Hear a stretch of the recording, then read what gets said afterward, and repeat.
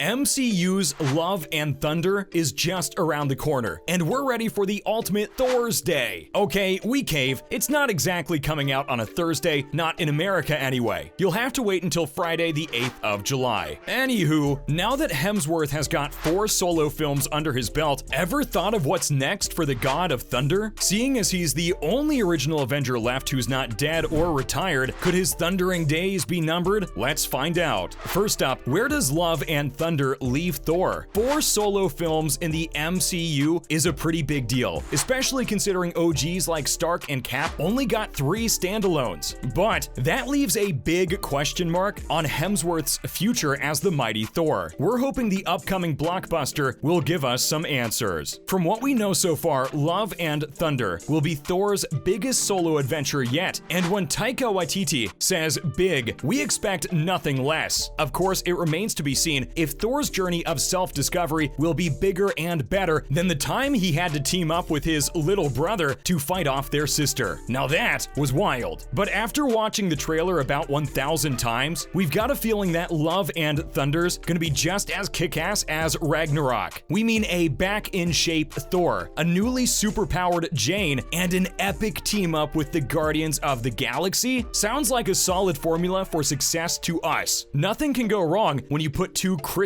together. That's just how the universe works. As exciting as it all sounds, none of it answers our little dilemma. Thor's journey is still one of the biggest unknowns in the MCU right now, but some diehard fans are pretty convinced that this could be Thor's last hurrah, if things pan out in a certain way. Now, this isn't exactly our favorite fan theory, but we know better than to challenge MCU fans. And to top it all off, Hemsworth himself sort of hinted on his departure from the MCU. So our favorite Chris did one of those autocomplete interviews, and what is Chris Hemsworth's last Marvel movie came up. His answer? The last one I just shot was Thor Love and Thunder, and it may be my last, I don't know. Bring on the waterworks, folks. Although we're not entirely sure if that's what the question was asking, but okay, Chris, okay. Next up, what does MCU's boss have in store for the God of Thunder? You know what they say, it ain't over until the lady sings. Or in this case, until MCU's president, Kevin Feige does. And from the looks of it, Kevin Feige loves the Aussie Thor just as much as us. In one of his interviews, Feige shared that he's keeping the door open for the actor for another possible appearance in the MCU. If that's got you excited, wait till you hear the rest of it. So apparently, Mr. President and Marvel itself's pretty excited about Chris's future prospects. Now, you might think there's nothing more to explore here, considering Asgard's long gone. The Avengers are over, and there seems to be a new Thor in town. Well, let us tell you, there are riches of stories, as Feige put it, on the God of Thunder just waiting to be explored. He said, I would be excited to see how he keeps evolving this complex character. Us too, Feige, us too. Moving on to the elephant in the room, is Hemsworth ready to pass on Mjolnir? You'd think that after wielding good old Mjolnir for 8 MCU movies, the actor would want to move on. You know, pass on the torch to someone else, but turns out he loves playing the Norse god too much. And while he has let other worthy people use his trusty hammer over the years, there's only one Thor till today. No offense to Jane, of course. Even though Hemsworth himself sorta hinted at the end of the Thor journey, it's not necessarily the end of the line for the blonde God of Thunder. Turns out there's been quite a few times when he felt he was finished with the role, but surprise, surprise, he always came back. Every time I play Thor, I'm like, this is the last time they'll let me do it, said Chris during one of his interviews. Bottom line is, he loves the role, and we love him in it, and he'll keep coming back for more and more until someone kicks him off the stage. Safe to say this Aussie isn't hanging up his cape anytime soon, and we couldn't be happier, unless they overdo it. Of course, the actor hasn't confirmed nor denied his future in the Marvel Cinematic Universe. It's one of life's mysteries at the moment. Next, we have the power struggle between co-Thors. So if Hemsworth isn't ready to give up the powers of Thor and Portman's all set to wield Mjolnir, there's only one question. Should we prepare for co-Thors? That would be pretty awesome, but it's highly unlikely. Even though Waititi's movies follow pretty closely to Jason Aaron's comics, which FYI follows a new female Thor, Marvel might not take that route. So from what fans have gathered, Portman won't be fulfilling the same obligations as Hemsworth in the MCU. Not right now anyway, because there are many factors that come in between Portman's role as long-term Thor. Not sure if you know this, but there's been some sort of friction between Marvel and Portman Portman, which is why they split after Thor: The Dark World, leaving us hanging. For those of you who don't know, Portman took a break from acting to focus on motherhood way back in 2011. Now that was after the studio and the actress wound up at odds with Patty Jenkins, who left the film halfway, and Alan Taylor was left to pick up the pieces. No wonder Thor 2 tanked. Anyway, Portman fulfilled her obligations to the franchise and took a leave from the superhero world and didn't come back for years. We kinda had made peace with the fact that they might never get together. And up until 2017, not even she doubted she'd ever return to the big screen as Jane Foster, until she resurfaced on the stage at the Comic-Con in San Diego. If you followed it, then you might remember the actress with an amused grin holding up Thor's hammer. This takes us to Portman's future as a Marvel staple. Sure, they might be on better terms right now considering she's returning for Love and Thunder, and that too is a major role. But then there's the question of whether Portman actually wants to carry a multi-million franchise on her back for a good decade. Cause Marvel has some pretty elaborate plans for Phase 4. And does she really need the MCU stamp on her career? Not that Marvel isn't a big deal or anything, but we're sure y'all can agree that she's already a pretty accomplished actress. So why would she be willing to go through unbearably long hours, hard work, and put up with, frankly, unrealistic body expectations for a better part of her life? For Hemsworth, this was the role of a lifetime. For Portman, it's just another one of those big projects she's worked on before. At least, that's what we think. But then again, a good script is a good script, no matter how many Oscars you've bagged. And that's exactly what pulled her back to the superhero world. In fact, during one of her interviews back in 2019, she revealed that she was returning because her role as Jane Foster finally went beyond being the pretty/smart, often helpless girlfriend. Finally, what can we expect from the first female Thor? So we think everyone can agree that Marvel fans are some of the most eagle-eyed fans in the world. No one picks up on subtext quite like them. So when YTT talked about Portman's Thor ahead of the film's release, fans were quick to connect the dots. Apparently, if you take a closer look at his words, you'll realize that Portman won't be holding the hammer for too long. But that doesn't mean fans should rule out a future for the Goddess of Thunder, because, like we said, they're following the comics pretty closely on this one. Now, we know not all MCU fans are avid comic geeks, so we've got you covered. So one of the best parts about Jason Aaron's Thor comics was Foster taking up the mantle of the superhero in place of the blonde Odinson. Why did that happen? Well, because he became unworthy and went to wander around the cosmos for some time, probably on his own journey of self-discovery. But we already know that the studio took some liberties with the storyline and only picked the best parts from the pages. So Jane might be worthy of Thor's powers right now, but her future as a full-fledged superhero isn't set in stone. YTT already knew that fans would see Jane's return as a passing of the torch kind of situation, exactly how Cap passed on his shield to Falcon. And I guess we can all agree that wasn't the best decision. Anywho, he clarified that might not be the case with Thor. Before you jump to any conclusions, Marvel hasn't announced any plans for the future as of yet. And that about wraps up our video for today, folks. Do you think Hemsworth will return as Thor after Love and Thunder? Let us know in the comments section below. Be sure to leave a thumbs up and subscribe to our channel for more videos like this. See you in the next one.